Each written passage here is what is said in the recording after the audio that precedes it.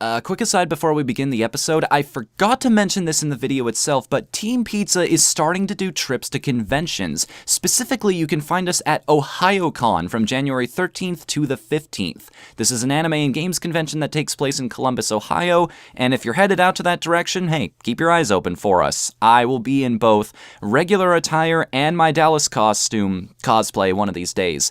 So, yeah, hope to see you there, everybody. Okay, now back to the video.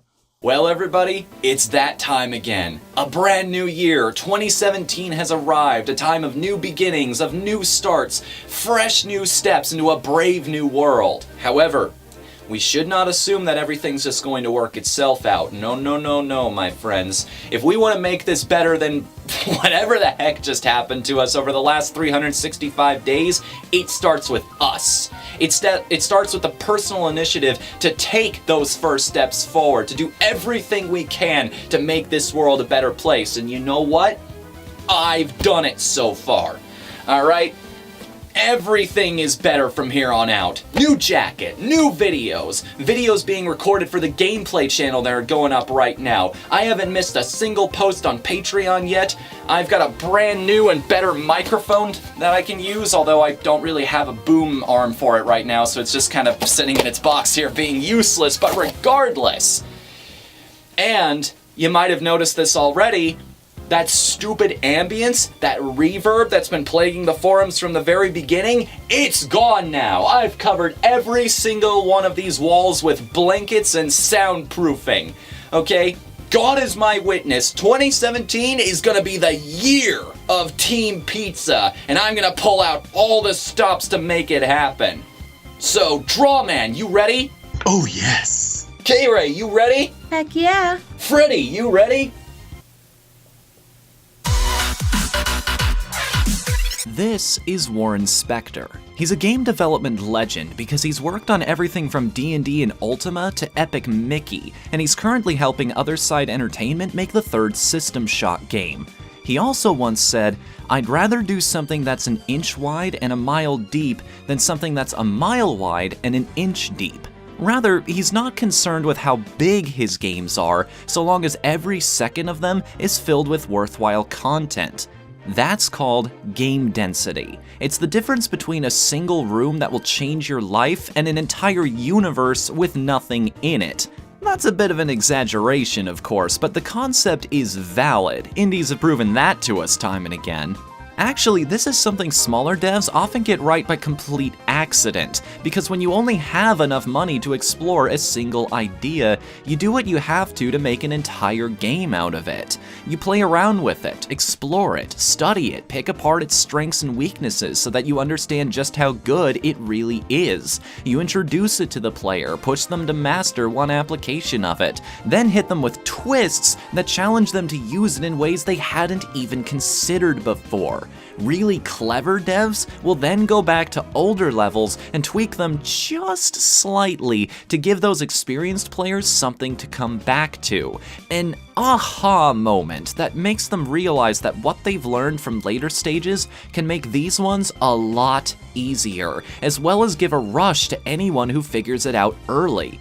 And just like that, you've created a game with depth. Meaningful depth that rewards skill, clever thinking, and multiple playthroughs. So you see, this isn't something that just applies to the length of a game. It can be used in every single aspect of design. A deep mechanic is a versatile mechanic. It has multiple uses in a variety of different situations, and better yet, plays off of other elements of the game in unique ways. If you want to make an FPS, everything should revolve around shooting. If you want to make a rhythm game, everything should revolve around the music. Simple, yeah? Now, me and Nintendo don't see eye to eye very much, but I have to admit, Mario's jump is one of the deepest and most well-realized mechanics in existence.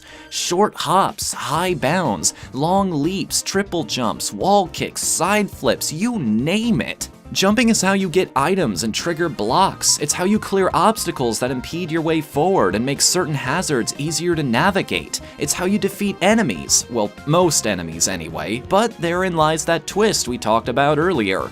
Jumping is the majority of the ways that Mario interacts with his entire world, and a level of competence in it is necessary to even access the other methods like Koopa Shells and Fire Flowers. Later games find even more ways to play around with this, like the flip switches in 3D World. So, if depth is so important, why do we still see companies bragging about how gigantic their worlds are, about how much square mileage their engine covers, rather than talking about how many different experiences it offers to players? Well, because it's been proven that game length is an attractive selling point for most people. Remember when the Order 1886 came out, how everybody was complaining that it was only 5 hours long at best? That point completely obscures the fact that those 5 hours were lackluster. It completely ignored legitimate problems with the game's design, the 30 FPS lock, the sequel bait ending, and the lack of diversity in enemy or boss design. But even if the game was amazing, I guarantee you people still would have been complaining. Games are freaking expensive. Some of us only have enough money to buy one game a month, if that. So even if those 5 hours were the most incredible experience you've ever had, well, sorry, that's still not going to sound like a very good value proposition to some people. I understand that, and it's your money, so feel free to spend it however you like, but for those of you in my audience who are in that boat, can I throw an idea out there? Think of some of the most famous games ever, the most well-remembered games that stand the test of time and can still be enjoyed today, even by people who have played them before. Chrono Trigger is the holy grail of JRPGs, and you know how long it takes to beat?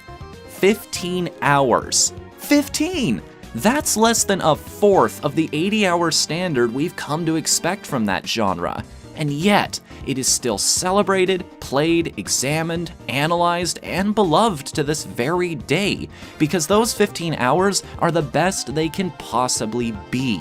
You are constantly moving, constantly seeing new and incredible things one after another. Combat isn't about your level, it's about tactics and your comprehension of the mechanics. And in the few moments where there is story, they get to the point as quickly as possible and let you be on your way. No fluff, no padding, no grinding. Just everything we love about Japanese role-playing games distilled into its finest essence.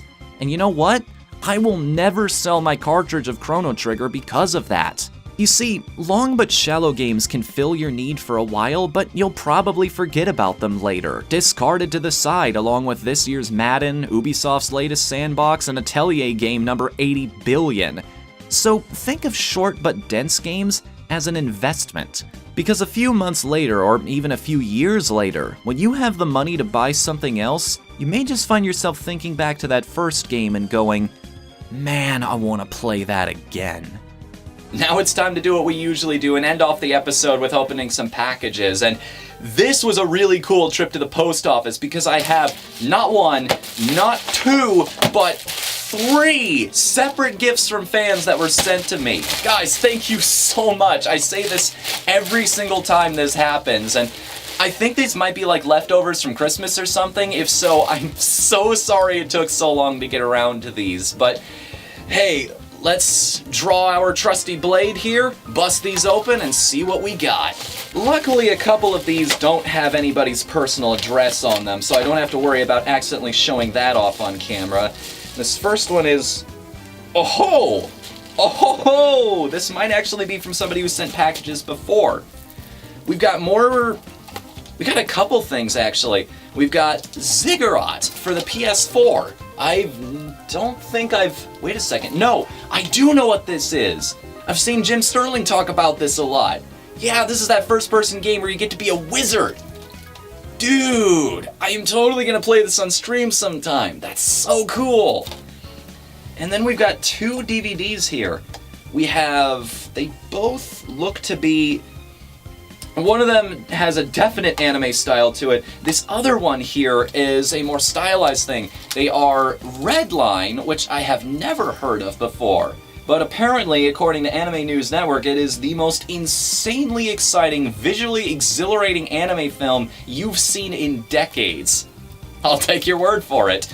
And the other one I have heard of, this is Michiko and Hachin, which apparently yeah, it's from the creators of Cowboy Bebop and Samurai Champloo. I am super, super curious about this series. Or is it a series or just a movie? It is, looks like an hour-long thing, so probably a movie. I'm looking forward to it. Thank you very much for sending those. The funny thing about that is, I've actually promised one guy a different type of video that I'm going to be making soon, so who knows, speaking of new videos, maybe anime reviews will start to be a thing on this channel. I get enough opportunities to do it. Speaking of... Wait a second. No way, dude! Holy crap, that's a sealed copy! It's Final Fantasy XII! I was just talking about this game not too long ago. God, I mentioned in my last forum, I rented this a long time ago. I loved it so much, but I never got around to finishing it. Oh man, I'm not even sure I want to bust this open. Because it would lose a lot of its value, but I don't know. This does save me the money of having to buy the remastered edition. Options. I'll leave it up to you guys. Do you want to see me play this on something like streams or on the gameplay channel or whatever? Let me know. I will oblige. Now this last one here, I specifically saved for last because I'm pretty sure I know exactly what's in it, and believe it or not, I specifically asked for this. Like, a long time ago, I got one of those ergonomic mouse pads as part of a collector's edition for a game that I bought. You probably already know where this is going, but I started using it just as a joke because it was novel and funny, and then I can't go back to normal mouse pads anymore. Like, there really is something to that wrist support thing that they sell. And, well, it's just, they get dirty the more you use them. Just the oil from your skin ruins the fabric, so after a while you need to buy new ones, and, well, I've got a bit of a collection so far. I'm not sorry.